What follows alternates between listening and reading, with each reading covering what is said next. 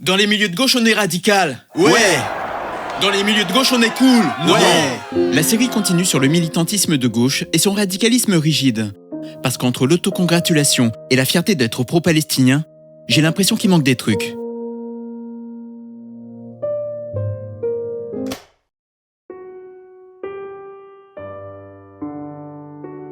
La morale libérale s'infiltre dans les mouvements sous la forme d'une régulation incessante et de la pacification des luttes.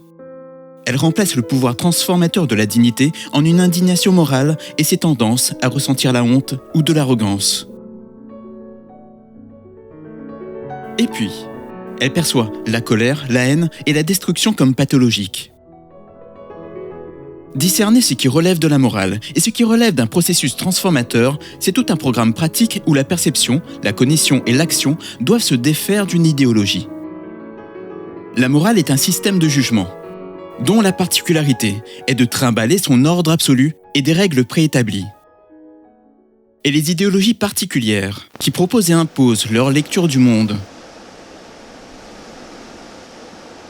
pour peu qu'elles éliminent l'incertitude et fassent exactement correspondre ce qui existe à ce qu'elles énoncent, sont préposées à du radicalisme rigide.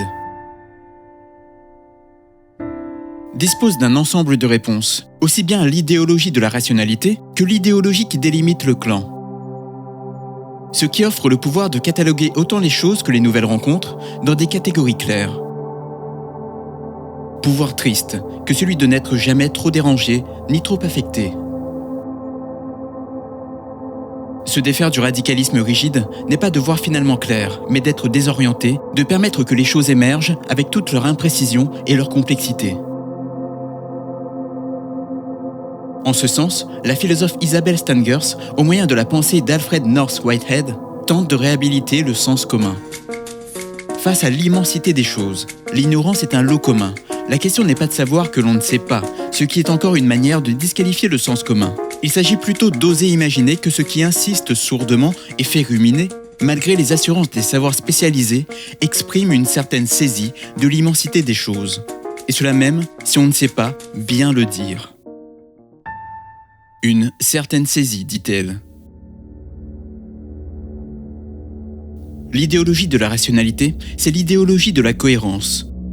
L'universalisme des Lumières l'illustre bien. L'incohérence y est une hérésie, et l'irrationalité fait déchoir du statut d'humain.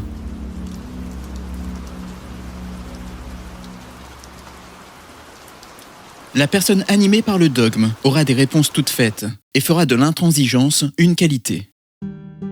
Elle se référera au manuel, disant ce que vous devez et ne devez pas faire, un référentiel, un prêtre, un garant moral. À l'inverse, la personne qui travaille de façon non dogmatique s'imposera à la vulnérabilité, qui vient avec une position d'ouverture à une situation. Le dogme transforme le conflit en affrontement, c'est-à-dire en combat à mort. L'un a raison, l'autre a tort, avec une sanction à la fois symbolique et ontologique. Cette assurance à dire ce que les choses sont, on le retrouve chez les détenteurs de savoirs spécialisés, les scientifiques, sciences sociales ou de la nature.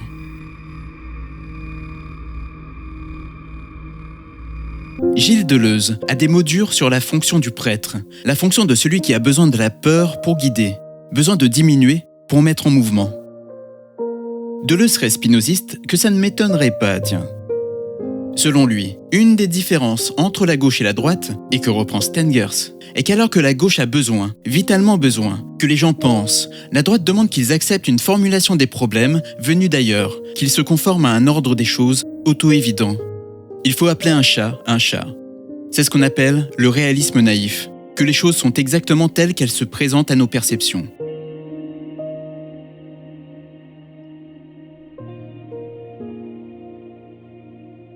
Une chose est sûre, on tolère davantage un scientifique dans sa prétention à avoir accès à la réalité que l'on ne tolère un charlatan des pseudosciences. Et heureusement. Le point ici est qu'un scientifique et sa discipline doivent être considérés comme producteurs de savoir et qu'à la fois, le savoir dont on dispose ne s'y réduit pas. Les charlatans et autres avides de pouvoir se jettent avec délectation sur tous les débuts de commencement de disqualification de l'autorité scientifique, ne vous y trompez pas. Ils vont disqualifier Darwin, ou le matérialisme historique par rébellion ou à cause que ça nous arrange. Donc restons concentrés. Que les praticiens des sciences soient aliénés au réalisme naïf et ou des gros bâtards ne devrait pas réjouir. La tâche est redoublée. Il s'agit d'être critique du savoir scientifique et d'être critique du savoir non scientifique dont il faut faire une place. Les savoirs philosophiques, artistiques, les savoirs rituels par exemple. Il devient alors crucial de prendre en compte la susceptibilité de l'expert scientifique, parce qu'il a l'assurance, l'arrogance et puis le pouvoir avec lui.